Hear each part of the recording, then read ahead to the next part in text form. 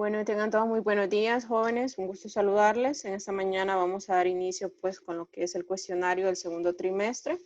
Las indicaciones deben de contestar las preguntas del cuestionario apoyándose del libro de ciencias. De igual manera se les indica en qué páginas podrán encontrar las respuestas.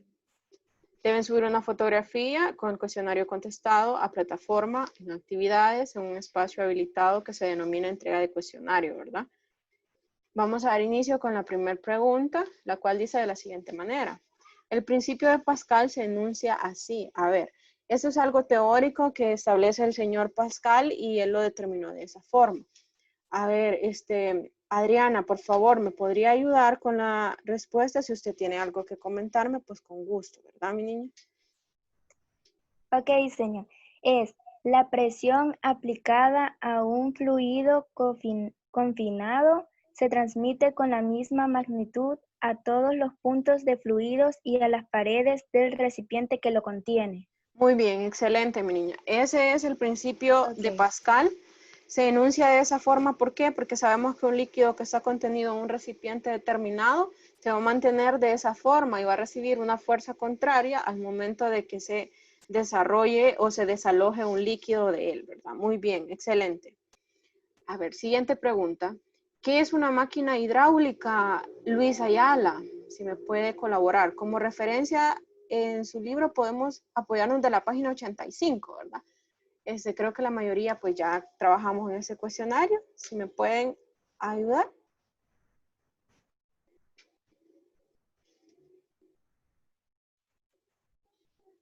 Ok, bueno, entonces vamos a dar respuesta, ¿verdad? A ver, Rodrigo, si me puede colaborar, hijo. Para usted, ¿qué es una prensa hidráulica? Una máquina hidráulica.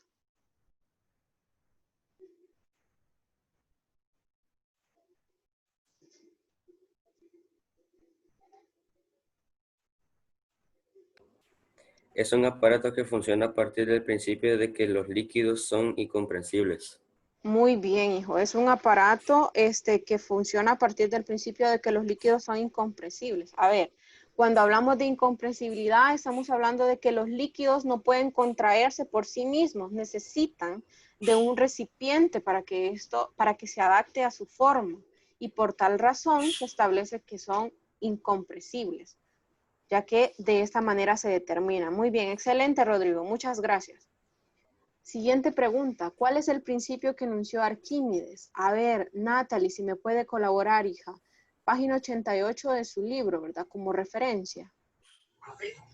Al sumergir total parcialmente un cuerpo es un fluido, experimenta una fuerza adicional verticalmente dirigida de abajo hacia arriba, llamado empuje de una magnitud igual al peso del fluido desplazado. La magnitud de la fuerza siempre es igual al peso del fluido desalojado.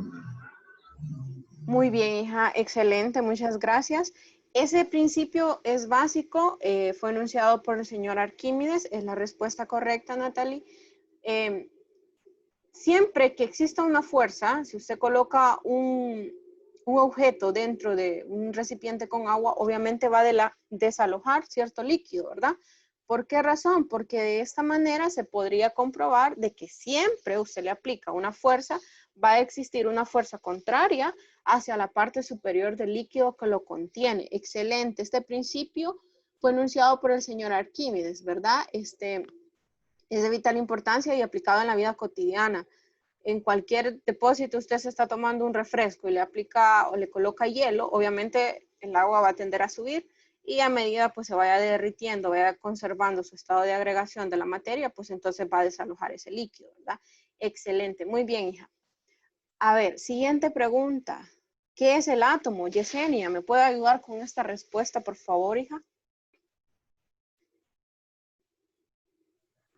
Es la unidad más pequeña de un elemento químico que mantiene su identidad o sus propiedades y que no es posible dividir mediante procesos químicos. Muchas gracias, hija. Excelente. Eso es el átomo, ¿verdad? Es la unidad más pequeña de la materia en sí. Está compuesta por diferentes partículas subatómicas que creo que ya conocemos, ¿verdad? Protones, cargas positivas, neutrones son aquellos que están desprovistos de cargas y los electrones son los que poseen cargas negativas. Excelente su respuesta, es la correcta. Siguiente pregunta, a ver, número 5, ¿qué es una molécula?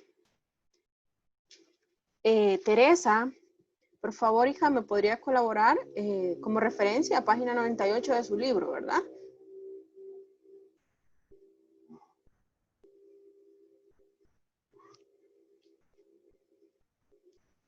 Ok, bueno, sigamos. A ver, Caleb, ¿me podría colaborar con la pregunta número 5? ¿Qué es una molécula, hijo? La molécula es la unión de dos o más átomos que pueden pertenecer al mismo a diferentes elementos. Muy bien, hijo, excelente. Eso es una molécula, ¿verdad? Es la unión de dos o más átomos que pueden pertenecer al mismo o a diferentes elementos. Excelente, hijo. Como ejemplo, yo les podría colocar la unión de dos elementos comúnmente, la más común, el agua, ¿verdad? H2O podría ser un ejemplo. Podremos hablar de ácido clorhídrico, podríamos hablar de ácido sulfúrico, porque es la unión de dos o más elementos, ¿verdad? Para formar una nueva sustancia o molécula, ¿verdad? Excelente, excelente. A ver, número 6. ¿Qué son los carbohidratos, Katherine? Yo. Sí, Yo, Katherine. señor. Sí. Ok. Son compuestos que contienen carbono, hidrógeno y oxígeno. Muy bien, son compuestos, excelente, mi niña. Son compuestos que tienen elementos como carbono, hidrógeno y oxígeno. Podrían ser, si le agregáramos ahí, podrían ser azúcares simples, azúcares complejos. Por ejemplo, lo que nosotros consumimos, pan, todas las harinas son carbohidratos, ¿sí? Son fuentes de energía, como se mencionan, y tienen inmersos esos elementos que ya mencionaba Katherine, ¿verdad? Excelente. A ver, pregunta número 7. ¿Cuáles son las funciones más importantes que realizan las proteínas? A ver si me podría colaborar Enrique Castillo, por favor, hijo.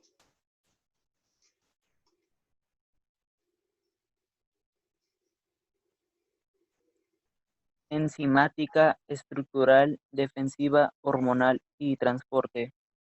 Muy bien, hijo, excelente, ¿verdad? Son las funciones más importantes que realizan las proteínas. A ver, en esta pregunta, bastantes de ustedes, bueno, de las personas que han recibido sus cuestionarios, se han inspirado y me han colocado cada una de las definiciones de ellas, de qué consiste la enzimática, en qué consiste la estructural, en qué consiste la función defensiva, hormonal y de transporte. Muy bien, eso está excelente. Si ustedes quieren enriquecer más su conocimiento y aplicarlo, ¿verdad? A la vida cotidiana, sin proteínas, pues nuestro organismo no funciona de una manera ideal. ¿Qué proteínas conocemos? A ver, Yesenia, si me podría mencionar alguna proteína, hija.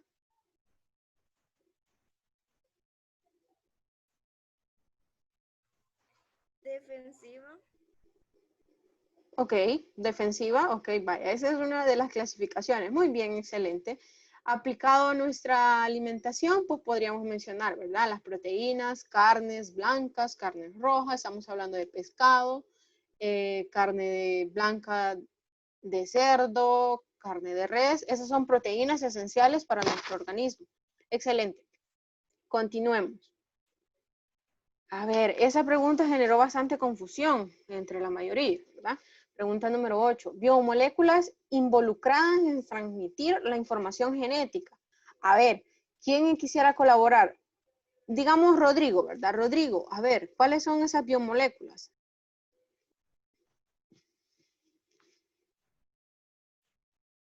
Es el compuesto orgánico que se encarga del material genético. Viene por parte de los ácidos nucleos que define como el mantenimiento y la expresión de información genética. Entre los compuestos químicos del ácido desoxirribonucleico y el ácido ribonucleico, ambos se encuentran en toda célula procariotas e eucariotas. Muy bien, hijo. A ver, esa pregunta, como les digo, ¿verdad? Generó bastantes confusiones. Sí, en realidad lo que dice Rodrigo es correcto. Sin embargo, biomoléculas involucradas en transmitir la información genética. A ver, les menciono. Las biomoléculas son carbohidratos, lípidos, proteínas, vitaminas y ácidos nucleicos.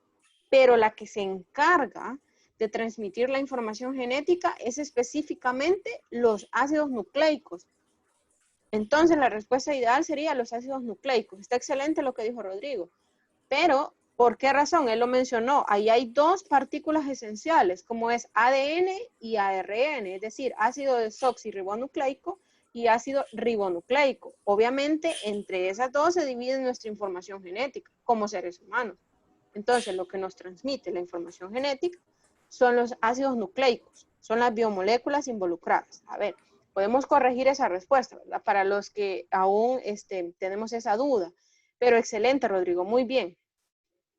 Siguiente pregunta. ¿Cuáles son los cambios que nos permiten identificar cuando ocurre una reacción química? A ver, Natalie, hija, por favor, ¿me podría colaborar con esa respuesta? Cuando alguna sustancia se pone en contacto bajo determinadas condiciones, interactúan dando lugar a nuevas sustancias. Muy bien, hija, vaya. Esa es la respuesta ideal cuando se pone en contacto con otras sustancias. Muy bien.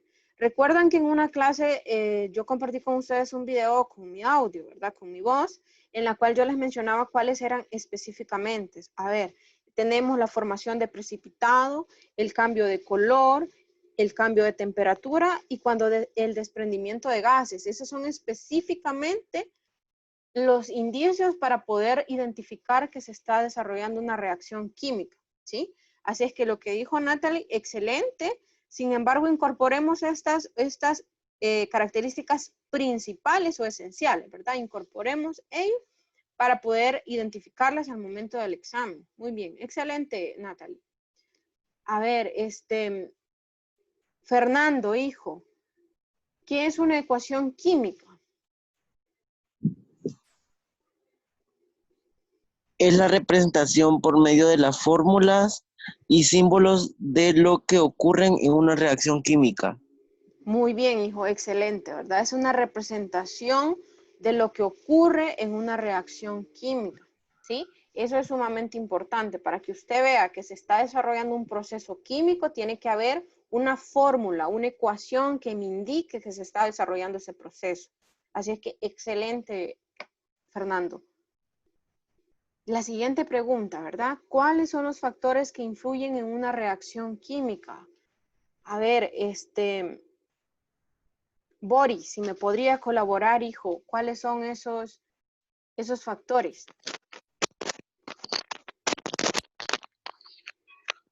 Oh, buenos días, señor. ¿Se Buenos escucha? días. Sí, sí, le oigo, hijo.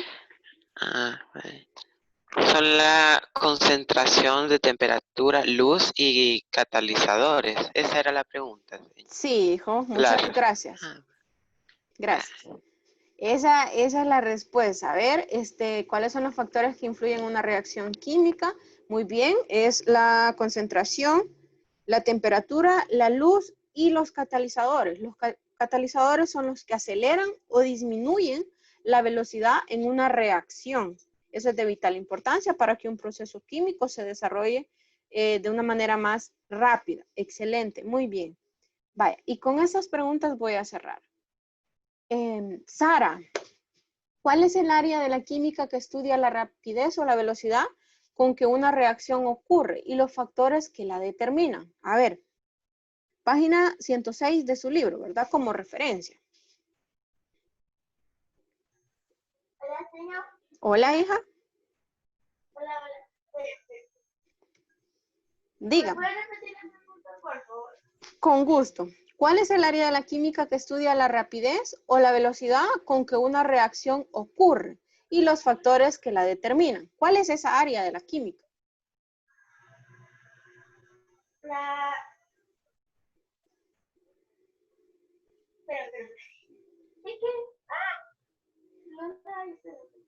Ok.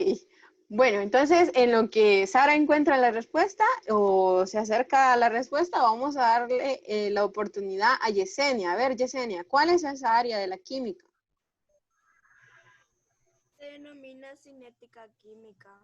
Muy bien, excelente, hija. Se denomina cinética química. Esa es el área encargada de hablar de velocidad o de rapidez en una reacción. Excelente, hija. A ver, siguiente pregunta. ¿Qué es un catalizador, Paola?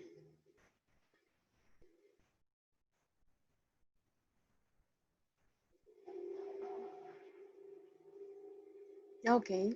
Bueno, continuemos, ¿verdad? En esta les voy a ayudar. ¿Qué es un catalizador? Es una sustancia química simple o compuesta que modifica la velocidad en una reacción química. Intervienen en ella sin llegar a formar parte de los productos que se obtienen. Eso es un catalizador, es aquel que acelera o disminuye la velocidad en una reacción, como se mencionaba, ¿verdad? Y voy a cerrar con esta última pregunta. ¿Cuál es la rama de la química que estudia los compuestos orgánicos? Natalie, ¿cuál es esa rama de la química? Química orgánica. Muy bien, hija, excelente. La química orgánica, muy bien, excelente.